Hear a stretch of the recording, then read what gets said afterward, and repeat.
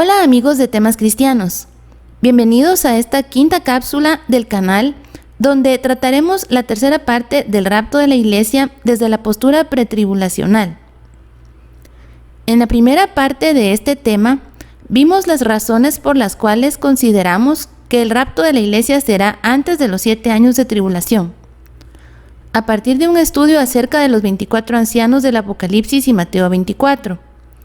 Además, en el capítulo anterior, estudiamos 5 razones por las cuales creemos que el rapto de la iglesia será antes de los 7 años de tribulación, de acuerdo a los aportes del escatólogo Dwight Pentecost. En esta tercera parte, seguiré hablándoles sobre los análisis que ha realizado el escatólogo Dwight Pentecost en su libro Eventos del Porvenir, acerca de más razones para creer en un rapto pretribulacional.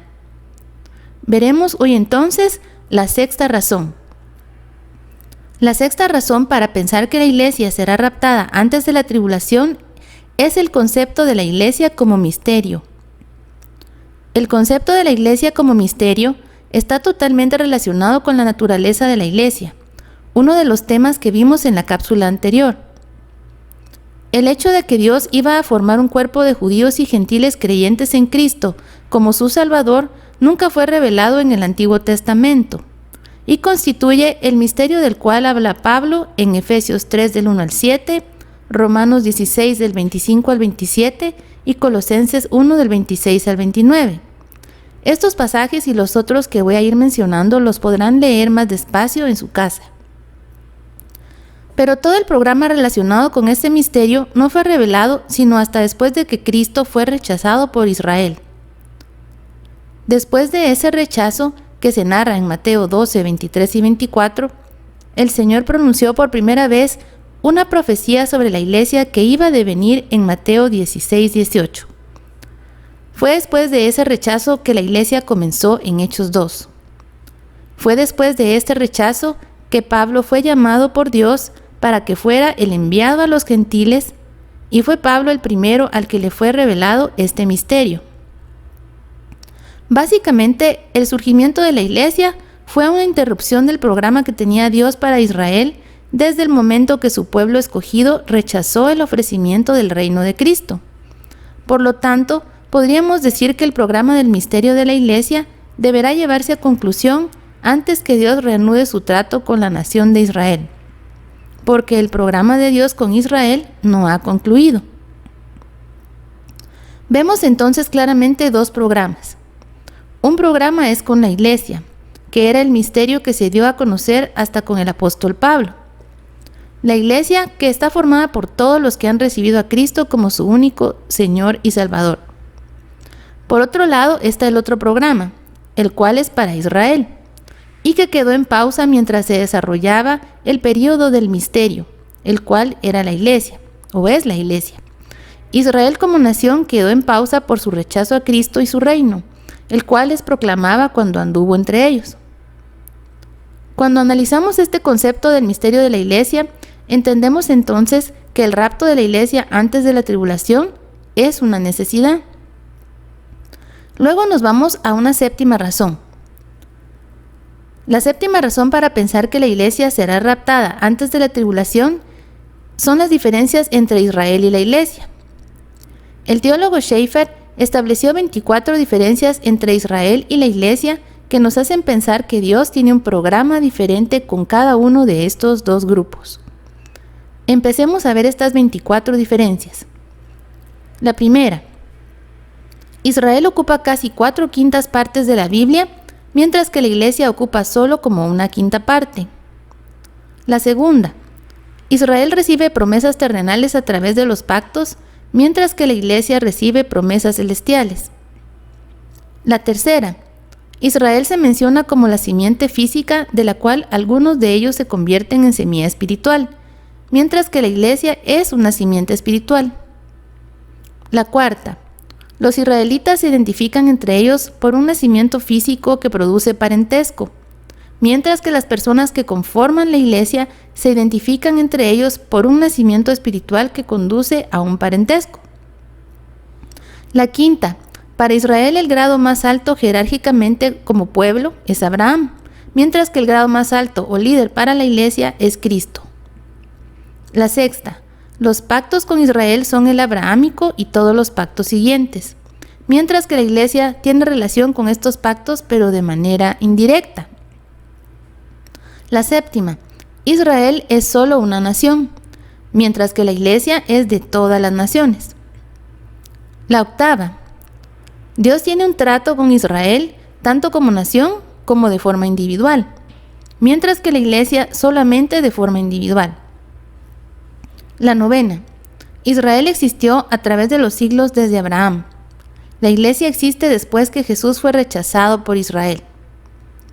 La décima, Israel no tiene ninguna actividad misionera y no predica ningún evangelio, mientras la iglesia tiene una comisión que cumplir. La onceava, Israel es condenado como nación para ser salvo por la muerte de Cristo, mientras que la iglesia desde que existe está perfectamente salvada por la muerte de Cristo. La doceava, Dios era padre de Israel como nación. En cambio, en la iglesia, Dios está relacionado con cada persona como padre de forma individual. La número 13. Cristo para Israel es el Mesías, Emmanuel y Rey, mientras que Cristo para la iglesia es el Salvador, Señor, Esposo y Cabeza. La 14. El Espíritu Santo en Israel vino sobre algunos temporalmente, mientras que en la iglesia el Espíritu Santo mora en todos los creyentes. La 15. Israel tuvo el sistema de la ley mosaica, mientras que la iglesia tiene el sistema de la gracia. La 16. Israel no tiene ninguna capacidad divina, mientras que la iglesia es morada del Espíritu Santo. La 17.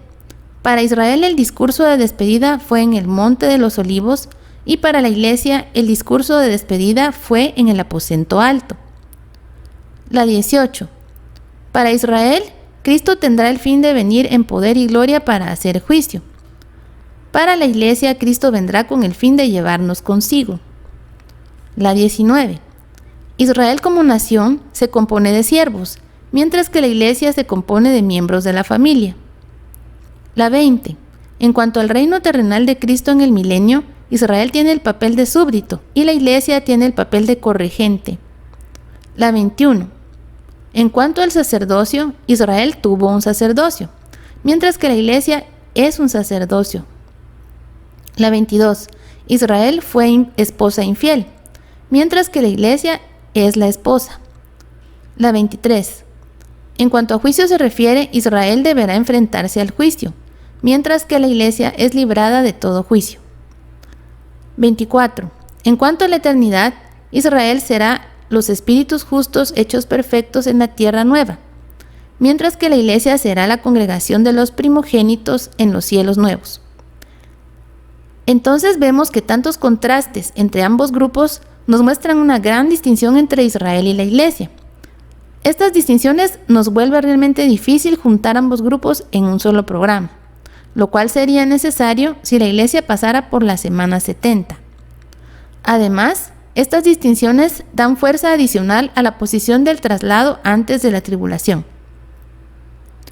Ahora veremos la octava razón. La octava razón para pensar que la iglesia será raptada antes de la tribulación es la doctrina de la inminencia. A Israel se le fueron comunicadas muchas señales que precederían la segunda venida de Cristo, para que la nación pudiera vivir en expectativa cuando el tiempo de su venida estuviera cerca. Si bien es cierto, Jesús mismo les dijo que no sabrían ni el día ni la hora en que Él vendría por segunda vez, ellos sí iban a poder saber que su redención se acercaba mediante el cumplimiento de estas señales. Ahora bien, ninguna de estas señales se le fue dada jamás a la iglesia. A la iglesia más bien se le dijo que viviera en la luz de la inminente venida del Señor y el traslado o rapto a su presencia. Esto lo podemos ver en Juan 14, 2 al 3, Hechos 1, 11, 1 Corintios 15, 51 al 52, Filipenses 3, 20, Colosenses 3, 4, 1 Tesalonicenses 5, 6, Tito 2, 13 y Apocalipsis 3, 3. Todos estos pasajes advierten al creyente que debe estar esperando al Señor mismo y no señales que preceden a su venida. Los eventos de la semana 70 tendrán su presagio antes de la tribulación. Pero la atención del creyente, que forma parte de la iglesia, está puesta en la inminente venida de su Señor y no a estos portentos. Hay muchas personas, sobre todo de la postura post-tribulacionista, que afirman que la doctrina de la inminencia de la venida de Cristo para el rapto es una doctrina originada por Darby. Si bien el señor Darby clarificó, sistematizó y popularizó esta doctrina, esta creencia en la inminencia caracterizó el premilenarismo de los padres de la iglesia primitiva, así como a los escritores del Nuevo Testamento. Veamos lo que dice el teólogo Thyssen en cuanto a esto. Ellos sostuvieron no solo el punto de vista premilenario de la venida de Cristo, sino que también consideraron esa venida inminente. El Señor les había enseñado a esperar su regreso en cualquier momento, y por lo tanto ellos esperaban que Él llegase en los días en que vivían. No solo eso, sino que ellos también enseñaban su regreso personal como inmediato. Solo los alejandrinos se oponían a esta verdad, pero estos padres también rechazaron otras doctrinas fundamentales. Podríamos decir, por tanto, que la iglesia primitiva vivió en una constante expectativa de la venida de su Señor y en consecuencia no estaban interesados en la posibilidad de un periodo de tribulación en el futuro. Y bueno, pues la verdad es que la escatología o estudio de los tiempos finales no estaba del todo clara en sus puntos en la iglesia primitiva, pues ese tema no era de seria consideración. Pero la evidencia de que ellos sí creían en el inminente regreso de Cristo es muy clara en las Escrituras.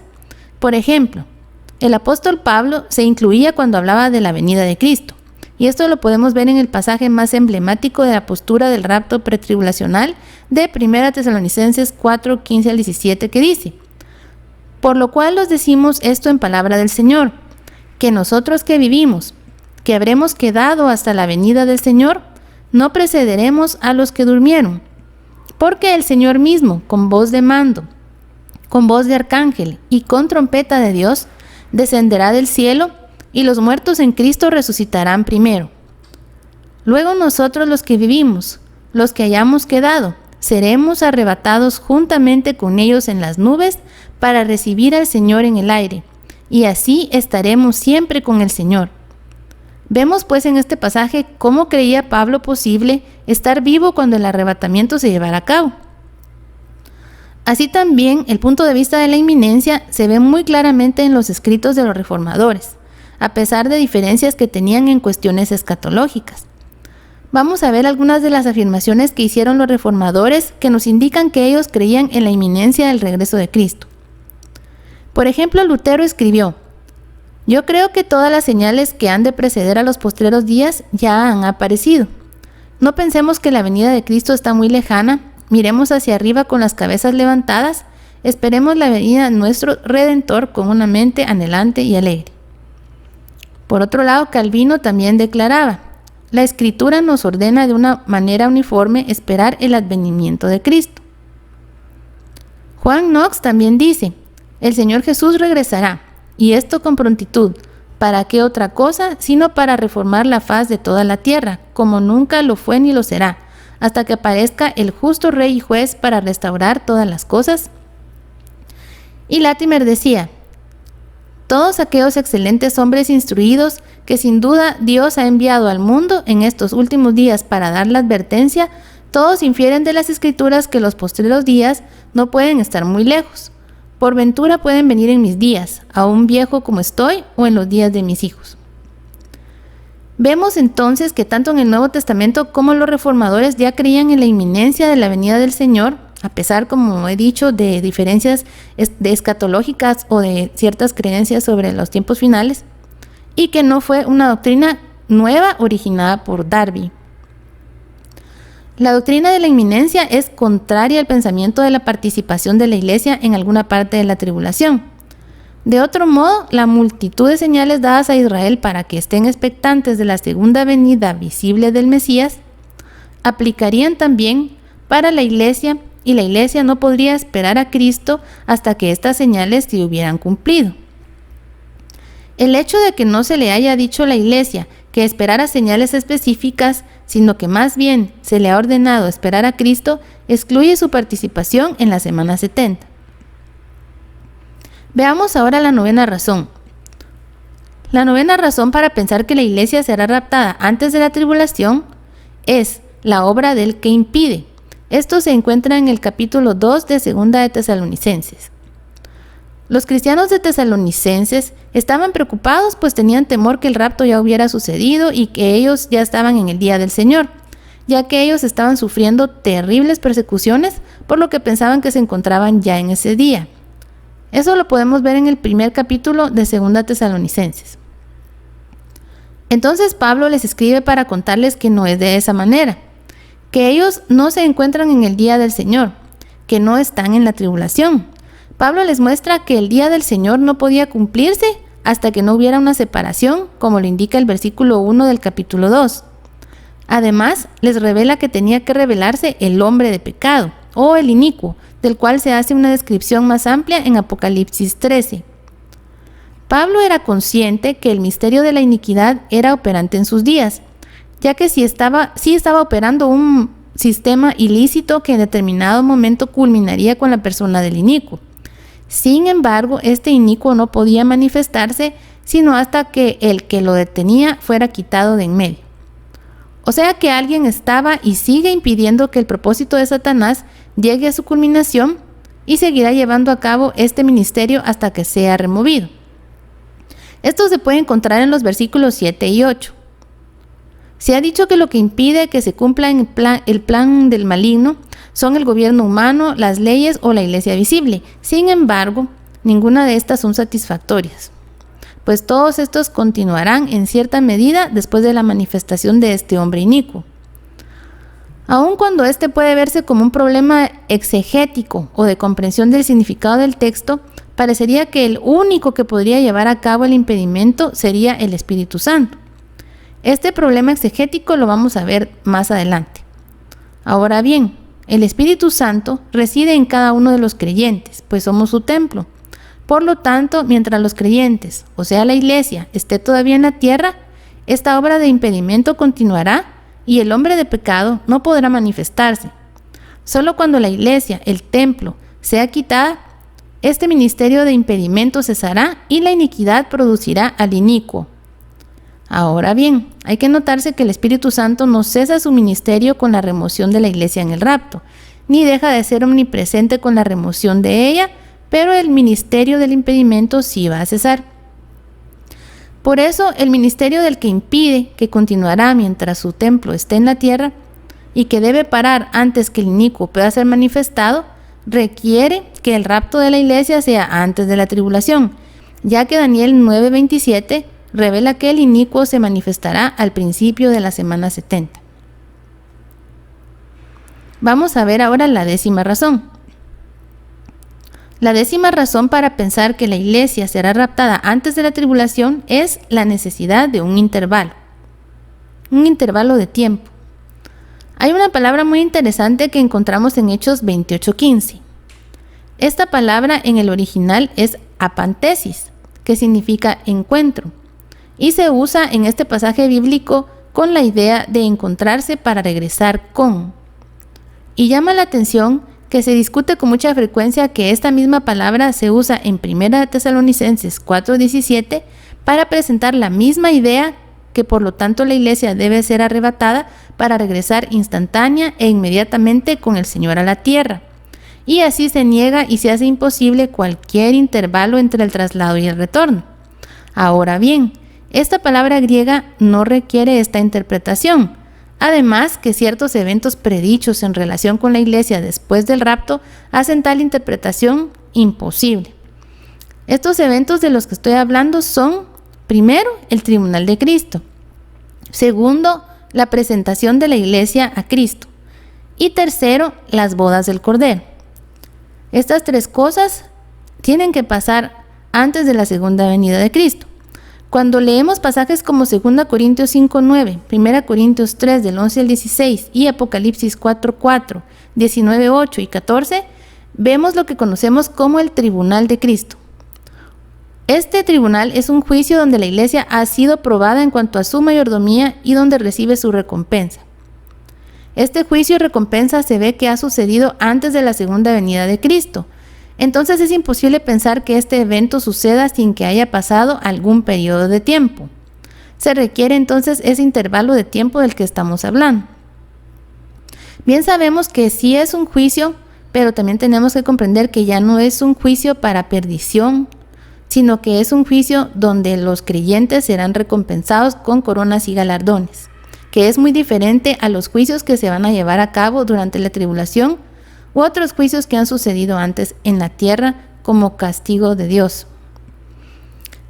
Por otro lado, antes de la segunda venida de Cristo debe ocurrir otro evento en donde la iglesia es presentada como una dádiva del Padre al Hijo, como un regalo del Padre al Hijo, de Dios Padre a Jesús su Hijo debido a lo que hizo por él. Este es el segundo evento que debiera de ocurrir antes de la segunda venida. Scofield dice al respecto de esto: este es el momento del supremo gozo de nuestro Señor, la consumación de toda su obra redentora. En Efesios 5, del 25 al 27, dice: maridos, amad a vuestras mujeres, así como Cristo amó a la iglesia, y se entregó a sí mismo por ella, para santificarla, habiéndola purificado en el lavamiento del agua por la palabra, a fin de presentársela a sí mismo una iglesia gloriosa, que no tuviese mancha ni arruga ni cosa semejante, sino que fuese santa y sin mancha. Por otro lado, en Judas 24 dice: y aquel que es poderoso para guardaros sin caída y presentaros sin mancha delante de su gloria con gran alegría. Luego vemos el siguiente evento que deberá pasar antes de la segunda venida de Cristo, que son las bodas del Cordero. En Apocalipsis 19, del 7 al 9, se revela que la consumación de la unión entre Cristo y la iglesia precede a la segunda venida, o sea, tiene que ser antes de la segunda venida. Vemos nuevamente que todo apunta a que debiera de existir este intervalo de tiempo del que venimos hablando, y no tendría ningún sentido que fueran eventos simultáneos el rapto y la boda. En muchos pasajes, como Mateo 25, del 1 al 13, 22, del 1 al 14, y Lucas 12, del 35 al 41, se ve al rey haciendo el papel de esposo en su venida, con lo que se indica que las bodas han ocurrido ya. Ya se unió con la iglesia cuando viene en gloria y majestad en su segunda venida. Y ahora veamos la 11ª razón. La 11ª razón para pensar que la iglesia será raptada antes de la tribulación es la distinción entre el rapto y la segunda venida. Y es que según las escrituras no los podemos considerar como sinónimos, sino como dos eventos diferentes. Y para distinguir ambos eventos hay varias cuestiones que podemos mencionar. Primero, el rapto envuelve la remoción de todos los creyentes de la tierra, mientras que la segunda venida envuelve la aparición o manifestación del Hijo en la tierra. Segundo, el rapto se refiere a los santos arrebatados en el aire, y en la segunda venida Cristo regresa a la tierra, pone sus pies en la tierra.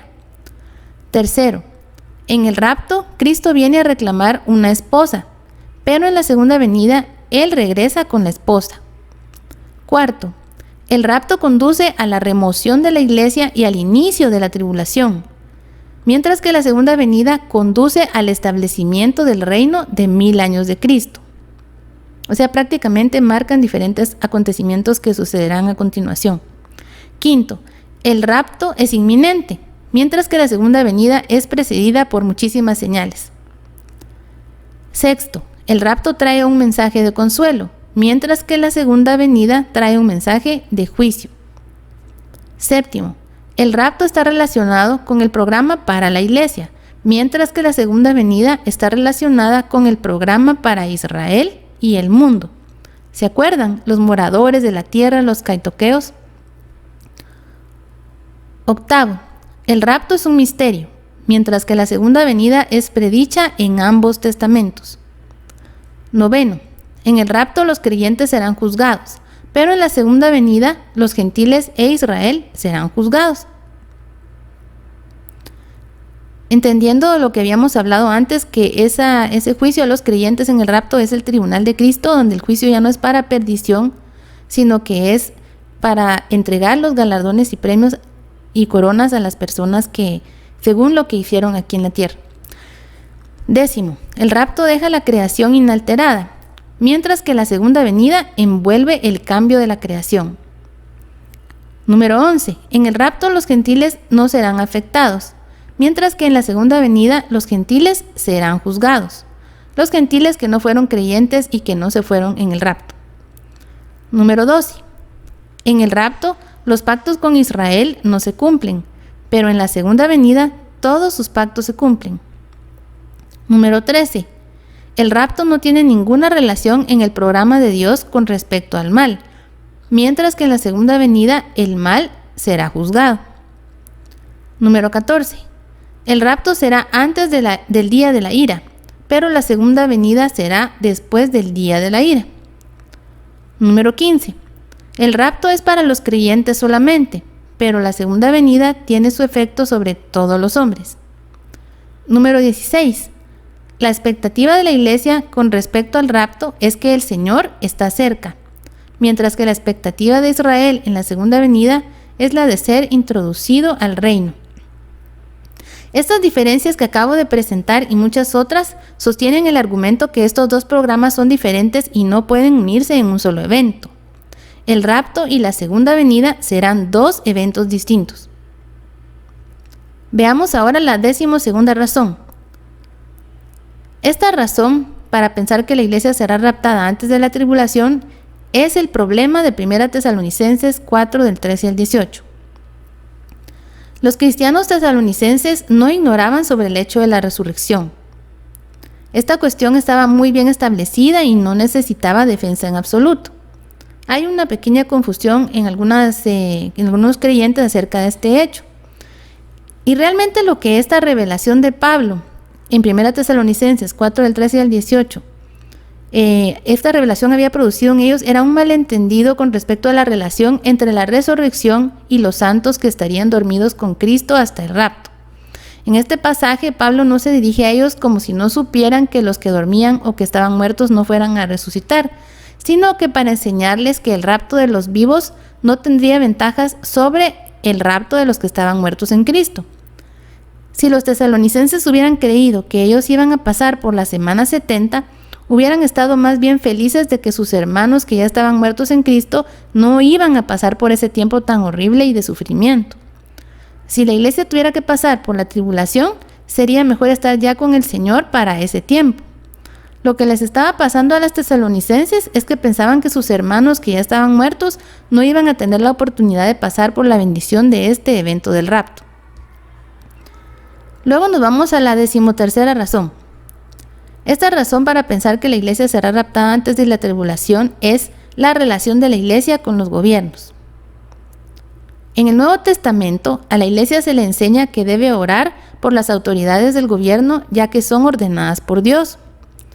Y si los gobernantes no son creyentes, la iglesia ora para que ellos busquen a Dios y a Cristo para que puedan ser salvos. Eso sería lo ideal y tomar decisiones en base a la voluntad de Dios, ya que de esta manera los santos pueden vivir en paz. Esto lo podemos encontrar en 1 Timoteo 2 del 1 al 4.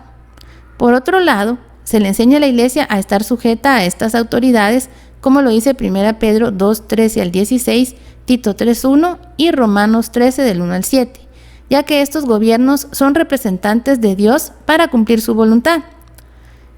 Si bien es cierto, han existido y existen gobiernos que para nada podríamos decir que buscan o siguen la voluntad de Dios, no es una situación que se dé a nivel global donde la Iglesia Mundial esté sometida a autoridades anticristianas en su totalidad. Sí hay muchos creyentes que viven bajo el dominio de autoridades que no están de acuerdo con sus creencias e incluso los persiguen y matan. Una situación similar a la que pasaron los amigos de Daniel y los discípulos de Jesús, que no se sometieron a la autoridad humana porque para todos ellos no fue ni es posible someterse a una autoridad que te prohíbe seguir a tu máxima autoridad, que es Dios. Pero de acuerdo a Apocalipsis 13:4, en la semana 70, el mundo entero estará sometido a la autoridad de Satanás, quien llevará su voluntad y su propósito con la manifestación de la impiedad. Debido a esta situación nunca antes vivida, donde no hay forma de algún sometimiento de nadie de la iglesia a este personaje, la iglesia tiene que ser liberada antes que este gobierno satánico se manifieste. Durante la semana 70, Israel invocará con justicia el juicio de Dios sobre tales hombres impíos y clamará para que Dios se vindique a sí mismo, como se ve en los salmos imprecatorios. Y ese no es el ministerio ni la relación de la iglesia con los gobiernos en esta era. Luego nos vamos a la 14ª razón. Esta es otra razón para pensar que la iglesia será raptada antes de la tribulación, la cual es el silencio con respecto a la tribulación en las epístolas. Las epístolas de Santiago, Primera de Pedro y en cierta medida Segunda de Tesalonicenses fueron escritas específicamente debido a la persecución que amenazaba a la iglesia. Y pasajes como Juan 15, 18 al 25, 16, 1 al 4, Primera de Pedro 2, 19 al 25, 4, 12, Santiago 1 del 2 al 4, 5 del 10 al 11 y Segunda de Tesalonicenses 1 del 4 al 10 y Segunda Timoteo 3 del 10 al 14 y 4, 5 fueron escritos para revelar información sobre la persecución, dar las razones de ella, dar ayuda y asistencia para que el creyente pudiera resistir. Hablamos en estos pasajes sobre la persecución que estaban pasando en estos tiempos. Sin embargo, lo raro es que si estos mismos escritores de las epístolas hubieran tenido conocimiento sobre que la iglesia pasaría por este periodo tan terrible que será la semana 70, no hubieran dado ayuda y dirección para enfrentarse a la persecución más dura del existir de la humanidad. No manifiestan ninguna preparación para este periodo de este tiempo. Y en este sentido, el teólogo Scofield escribe lo siguiente: no solo que no hay una sola sílaba en la escritura que afirme que la iglesia entrará en la gran tribulación, sino que tampoco el discurso del aposento alto, ni la nueva promesa, ni las epístolas que explican esta promesa mencionan siquiera la gran tribulación. Ni una sola vez en ese gran cuerpo de las inspiradas escrituras, escrita expresamente para la iglesia, se encuentra la expresión. La verdad es que no valdría el argumento que si los escritores de las epístolas prepararon a la iglesia para una persecución menor, ya tendrían la preparación para una persecución mucho mayor. Entonces, esta ausencia de una orientación o preparación en las epístolas me hace pensar que la iglesia estará ausente en ese periodo. Veamos ahora la 15ª razón. Esta razón para pensar que la iglesia será raptada antes de la tribulación son los dos testigos. En Apocalipsis 11:3 podemos ver dos emisarios especiales que son enviados a Israel. El ministerio de estos dos emisarios se acompaña de señales que confirman que su mensaje viene de Dios. Estas señales están relacionadas con profecía. Estos dos emisarios están vestidos como penitentes o dolientes, como lo dice Thayer. Thayer dice: una tela gruesa, un material grueso y oscuro hecho especialmente de pelos de animales, un vestido de este material y adherido a la persona como un saco, que acostumbraban usar los dolientes, los penitentes, los suplicantes y también aquellos que, como los profetas hebreos, vivían una vida austera. Podemos ver un ministerio similar con el profeta Elías en 2 de Reyes 1:8 y con Juan el Bautista en Mateo 3:4. Ellos fueron enviados cuando hubo tiempo de apostasía en Israel para llamarlos a arrepentirse. Y con los dos testigos de la semana 70 de Daniel ocurre lo mismo. Están vestidos de pelo de animal como representación de duelo nacional y arrepentimiento. Van a venir anunciando el mismo mensaje de Juan el Bautista: arrepentidos porque el rey viene. Y sabemos que en ese tiempo prácticamente van a estar siguiendo y adorando al anticristo. Pero estos dos emisarios van a estar predicando que este personaje no es el rey ni Dios, sino que el verdadero rey está pronto a venir en gloria y majestad a reinar en la tierra.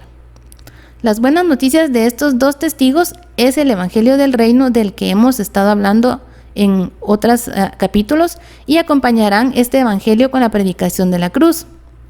Ahora bien, la iglesia no tiene otro mensaje encomendado más que el mensaje de la gracia.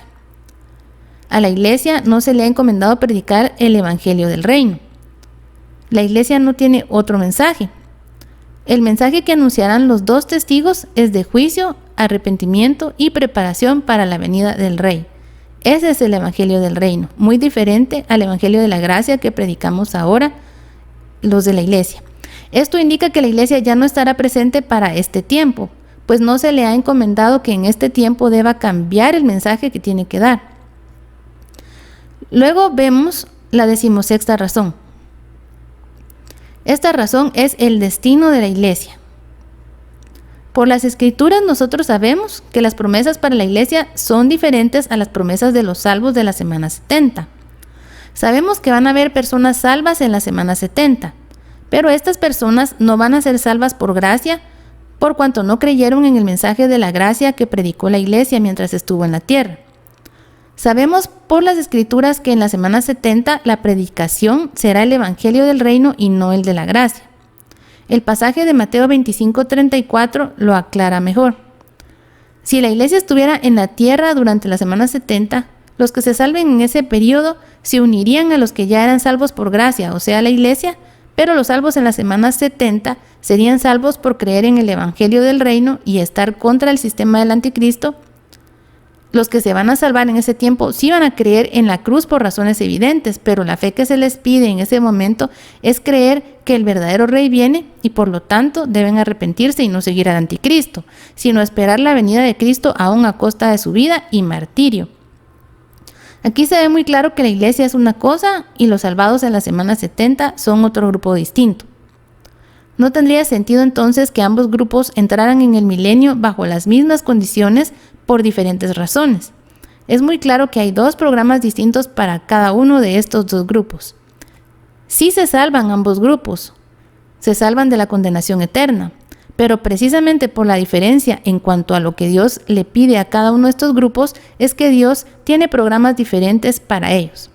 Siempre es por fe, pero les está pidiendo diferente cosa. Entonces lo más lógico es que los salvados durante la semana 70 que entrarán al milenio deben haber sido salvos después de terminado el programa de Dios con la iglesia. Luego sigamos con la 17ª razón. Esta razón es el remanente que espera en la segunda venida. Pasajes como Malaquías 3:16, Ezequiel 20:33 al 38 y 37:11 al 28, Zacarías 13 del 8 al 9 y Apocalipsis 7 del 1 al 8 y muchos más indican claramente que cuando el Señor regrese a la tierra habrá un remanente creyente en Israel esperando su regreso. Junto con estos hay pasajes como Mateo 25 del 31 al 40 y parábolas como Mateo 22 del 1 al 13 y Lucas 14 del 16 al 24 que indican que habrá una multitud de creyentes entre los gentiles que creerán y esperarán su regreso. Para que el Señor cumpla las promesas hechas en los pactos abrahámico, davídico, palestino y los nuevos pactos, en su segunda venida es necesario que haya un remanente creyente sobre el cual Él pueda reinar y en el cual los pactos puedan cumplirse. Debe haber también un grupo de creyentes gentiles que pueda recibir por la fe los beneficios de los pactos en su reinado. Estos grupos entran al milenio con sus cuerpos naturales salvados, pero sin haber experimentado la muerte y la resurrección. Si la iglesia estuviera en la tierra hasta el tiempo de la segunda venida, estos individuos salvados serían salvos para ocupar una posición en la iglesia, serían arrebatados en ese momento y por consiguiente no quedaría ni una sola persona salva sobre la tierra. Entonces, ¿quiénes estarían esperando encontrarse con Cristo a su regreso? ¿Con quiénes podría Cristo cumplir literalmente los pactos hechos con Israel? Estas cuestiones hacen que el rapto sea necesario antes de la tribulación, de manera que Dios pueda llamar y preservar un remanente durante la tribulación en el cual y mediante el cual puedan cumplirse sus promesas. Veamos ahora la 18ª razón. Esta razón son los 144,000 sellados. Durante la tribulación del remanente salvado de Israel, Dios sellará a 144,000 judíos. 12,000 de cada tribu. Sabemos que son 12 tribus de Israel, ¿verdad? De acuerdo con Apocalipsis 7:14 vemos este dato. El hecho de que Dios está tratando otra vez con Israel en esta relación nacional, poniéndolos aparte en identidades nacionales y enviándolos como representantes especiales a las naciones en lugar del testimonio de la iglesia, indica que la iglesia ya no debe estar sobre la tierra. Ahora los que llevan el mensaje son estos 144,000. El mensaje del que hemos venido hablando, el evangelio del reino, que es diferente al evangelio de la gracia. Vámonos ahora a la 19ª razón, que es la cronología del libro de Apocalipsis. La postura del traslado pretribulacional o del rapto pretribulacional considera el libro de Apocalipsis de manera cronológica, pues tiene mucho sentido. podemos ver en los capítulos del 1 al 3 cómo se presenta el desarrollo de la iglesia en la edad presente. En los capítulos 4 al 11 se cubren los eventos de todo el periodo de la semana 70 y termina con el regreso de Cristo a la tierra para reinar. Esto está en Apocalipsis 11 del 15 al 18. Según esto, se puede comprender que los sellos pasarán durante los primeros 3 años y medio y las trompetas en los últimos 3 años y medio. Ya en los capítulos 12 al 19, lo que se le instruye a Juan es presentar de forma más específica y más detalle los actores en el escenario del drama de la semana 70. Entendiendo la cronología de esta manera, sería imposible que el rapto fuera a la mitad o al final de la tribulación, ya que Apocalipsis 11, del 15 al 18, claramente se refiere al regreso de Cristo a la tierra al concluir los 7 años de tribulación. Es muy claro que no se refiere al rapto. Esta es una evidencia de apoyo adicional sobre el rapto o traslado de la iglesia antes de la tribulación. Veamos ahora la 20ª razón. La 20ª razón es el gran objeto del ataque satánico. Algo raro tendrá que pasar para que cambie el foco del ataque satánico de la iglesia hacia Israel. Y es que de acuerdo a Apocalipsis 12, el objeto del ataque satánico durante el periodo de la tribulación será la mujer que dio a luz un niño. Ya que este niño es nacido para regir con vara de hierro a todas las naciones, como lo dice Apocalipsis 12:5, solo puede referirse a Cristo, aquel cuyo derecho es el de regir. En los Salmos también encontramos esta afirmación en el Salmo 2:9, pasaje que se admite como mesiánico. La única nación de quien Cristo podía venir era de Israel. Cuando Satanás es arrojado del cielo, en Apocalipsis 2:9, él sale con gran ira sabiendo que tiene poco tiempo, como lo dice Apocalipsis 12:12. La iglesia no puede estar aquí porque, por cuanto ella es el cuerpo de Cristo y la esposa de Cristo, y por tanto preciosa para Cristo, sería entonces objeto del ataque satánico como lo ha sido a través de los siglos. Efesios 6:12, si estuviera presente, ¿verdad? Este ataque satánico que ha sido influencia satánica en personas que han tenido poder para hacerle daño a la iglesia. En realidad, la razón por la cual Satanás se vuelve contra Israel solo se podría explicar por la ausencia de la iglesia en esta escena. Ahora veamos la 21ª razón. Esta razón es la apostasía de ese periodo. En el tiempo de la tribulación habrá una completa apostasía. Va a haber lo que le llaman la gran apostasía. Esto contradice la afirmación de que la iglesia estará en el mundo en ese tiempo. Las únicas iglesias organizadas que se mencionan en el periodo de la tribulación son el sistema de Jezabel, como lo dice Apocalipsis 2:22, y el sistema de la ramera, como lo dice Apocalipsis 17:18. Si la verdadera iglesia, la que creyó que Cristo era su Salvador, estuviera en la tierra, puesto que no se menciona como separada del sistema apóstata, tendría que formar parte de esa apostasía, y eso es imposible. Los testigos creyentes convertidos durante ese periodo se dice específicamente que se han guardado de contaminarse con este sistema apóstata. Eso lo dice Apocalipsis 14:4. Veamos que no se menciona en las escrituras que la iglesia como tal también se ha guardado de ese mismo sistema. Solo se menciona a estos testigos creyentes. Recordemos que los testigos creyentes de ese tiempo e incluso los que harán caso a su mensaje ya no se les denomina la iglesia. No se les denomina de esa manera. Serán creyentes del evangelio del reino que se estará predicando en ese momento. Entonces vemos que lo más realista es que la iglesia no va a estar ahí en ese momento. Vamos ahora a la 22ª razón. Esta razón es las promesas a la verdadera iglesia. Además de todas las razones antes mencionadas, hay pasajes que claramente prometen a la iglesia que será removida de la tierra antes de la semana 70 de Daniel. Entre estos pasajes tenemos a Apocalipsis 3:10, 1 Tesalonicenses 5:9 y 1 Tesalonicenses 1 del 9 al 10, entre otros que mencionaré a continuación. En Apocalipsis 3:10 dice: yo te guardaré de la hora de la prueba. La palabra que usa el apóstol Juan es tereo. Según Taller, cuando se usa este verbo con la palabra en, significa hacer que uno persevere o permanezca firme a alguna cosa. Mientras que cuando se usa con ek, significa guardar para que uno escape con seguridad de ella.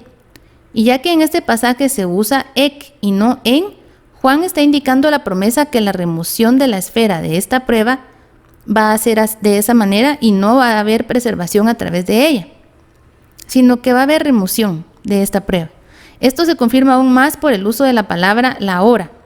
Dios no solo guardará a la iglesia de las pruebas, sino de la misma hora en que estas pruebas vendrán sobre aquellos moradores de la tierra. Luego vemos en 1 Tesalonicenses 5:9 que dice: porque no nos ha puesto Dios para ira, sino para alcanzar salvación por medio de nuestro Señor Jesucristo. El contraste en este pasaje es entre la luz y las tinieblas, entre la ira y la salvación de esa ira. Cuando leemos un poco más arriba en el pasaje, en el versículo 2, vemos que se indica que esta ira y estas tinieblas son las del día del Señor. Asimismo, cuando comparamos este pasaje con Joel 2:2, Sofonías 1 del 14 al 18 y Amós 5:18, podemos ver que en todos los pasajes se habla de las tinieblas de la semana 70 por su descripción. Y cuando comparamos este pasaje con Apocalipsis 6:17, 11:18, 14:10-19, 15:1-7 y 16:1-19, vemos que la descripción de la ira del día del Señor es la misma. En 1 Tesalonicenses 5:9, nuestra expectativa y nuestro encuentro no es para ira y tinieblas, sino para salvación. Y el versículo 10 indica el método de esa salvación, que es para que vivamos juntamente con Él. Finalmente, en 1 Tesalonicenses 1:9 al 10, podemos ver que este pasaje nuevamente el apóstol Pablo indica con mucha claridad que la expectativa de los creyentes en Cristo como Salvador no es la ira, sino que la expectativa nuestra es la manifestación de su Hijo en los cielos, quien nos librará de la ira venidera. Y por último, vamos a ver la 23ª razón, que es la analogía con otros casos de libramiento de juicio a través de las Escrituras a los que caminaron por la fe. Entre estos ejemplos podemos mencionar las experiencias de Noé, de Rahab y de Lot. En 2 Pedro 2 del 6 al 9, Lot es llamado un hombre justo. Este comentario divino arroja luz sobre Génesis 19:22, donde el ángel se esforzó por apresurar la partida de Lot con las palabras siguientes: date prisa, escápate de allá, porque nada podré hacer hasta que hayas llegado allí. Entonces vemos que si la presencia de un hombre justo impidió el juicio que merecía Sodoma, cuánto más la presencia de todos los miembros de la Iglesia de Cristo mundial impediría el derramamiento de la ira divina hasta después que haya sido removida de la tierra. Entonces, para terminar, solo me queda decir que vimos hasta acá varios argumentos que apoyan la postura del rapto antes de los 7 años de tribulación o las semanas 70 de Daniel. Algunos argumentos de más peso que otros, pero todos considero son una evidencia acumulativa de que la iglesia será librada mediante el rapto antes del comienzo de ese periodo. Y si no has escuchado los capítulos anteriores a este sobre el rapto de la iglesia, pues te animo a que los escuches y así podrás tener un panorama completo acerca de este tema que hemos tratado en este canal. Ha sido un gusto tratar este tema del rapto pretribulacional con ustedes. Espero que haya sido de mucha bendición y esperanza. Nos vemos pronto, que tengan feliz día.